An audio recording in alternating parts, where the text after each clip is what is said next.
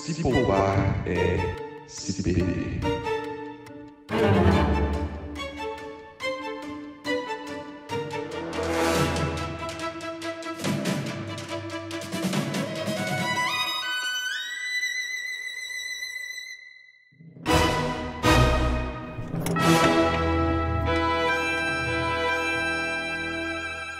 Eu fiz medicina, né? Claro, para ser psiquiatra a gente tem que ser médico.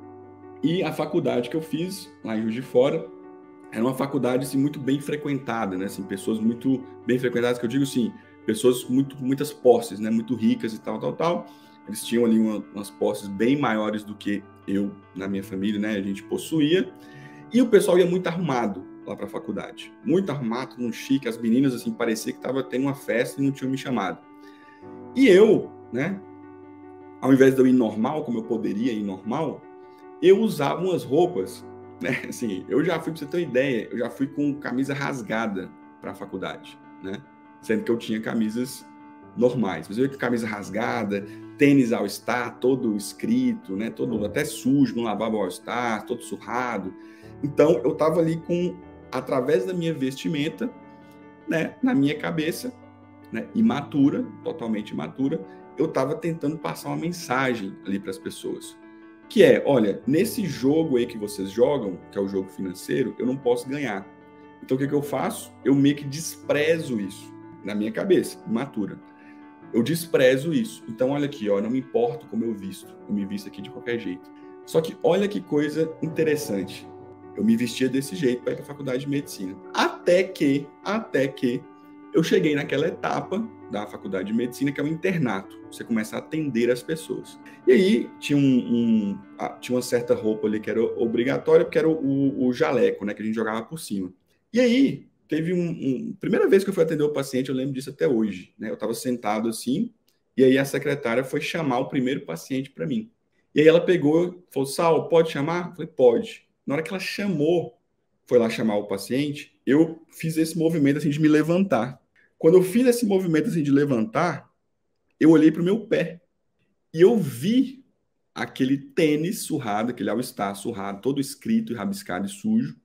E eu olhei para aquele tênis e foi a primeira vez que eu olhei diferente para aquele tênis, para aquele All-Star. Aquele mesmo All-Star que eu estava usando o tempo inteiro. Eu falei assim, caramba, bicho, se eu estivesse indo ser atendido por um médico e esse médico me entrasse com o All-Star todo sujo, desse jeito, eu ia gostar? Eu ia gostar disso? Olha que coisa. Pela primeira vez, naquele momento, o All-Star, que antes servia de mensagem, de autoafirmação, esse sou eu sou esse cara que estou aqui fazendo medicina com All-Star sujo, pela primeira vez, o jogo virou. Porque a minha circunstância, como estudante de medicina, que atendeu o primeiro paciente, a minha circunstância me obrigou a olhar para o outro no mecanismo de empatia. Se eu estivesse sendo atendido por uma pessoa com tênis desse jeito, eu gostaria? Não, eu não gostaria. Então, por que eu estou usando o tênis para atender, um tênis desse para atender uma pessoa? Foi aí que eu comecei a querer mudar a minha vestimenta. No momento em que eu comecei a olhar para fora de mim. Então, claramente, para quem aí está, né, no personalidade, que é meu aluno do personalidade, sabe que eu estava ali na quinta camada, né, a camada de testar a minha força, naquela camada de disputa, tudo é disputa, até o jeito que eu visto é uma disputa.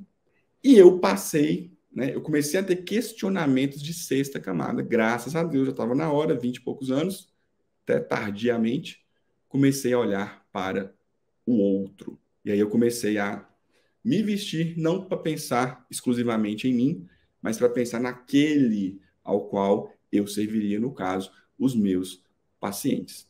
E aí, alguém de fora, alguém que tem essa concepção antropológica aqui desta pergunta, não posso, parece que não posso ser eu.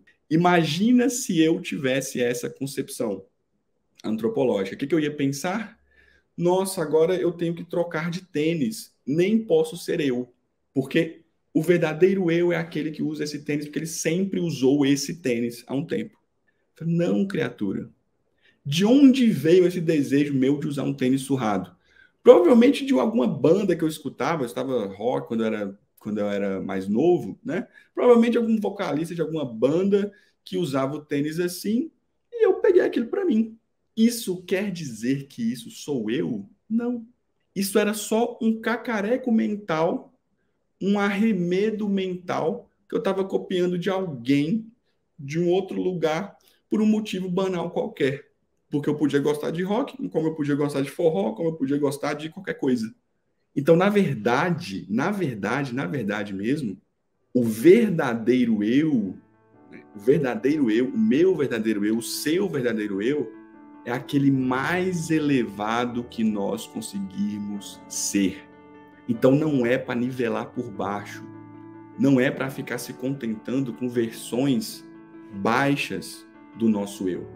E quando eu falo versões baixas, é para você se comparar com você mesmo. Eu, graças a Deus, eu posso olhar para mim e esse Saulo lá do tênis, ele já melhorou. Então eu já estou melhorando, né? Comparando comigo mesmo.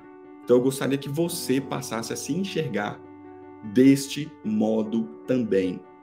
Você não está pronto. A sua história não está acabada. Eu não estou pronto. Ninguém está pronto. A história de ninguém acabou. Você está vivo? Tem um coração batendo aí no seu peito? Ainda existe esperança e a vida está te chamando para ser melhor. E daí vem a ideia do cultive-se. Aí vem a ideia de que a sua personalidade é uma árvore a ser cultivada. Você é lugar de trabalho. Você é lugar de cultivo. Então, o primeiro ponto é esse, né? Abandone essa ideia de que eu sou assim mesmo, eu nasci assim e pronto, acabou. Não. Existe um convite e a nossa realidade está nos chamando para sermos melhores.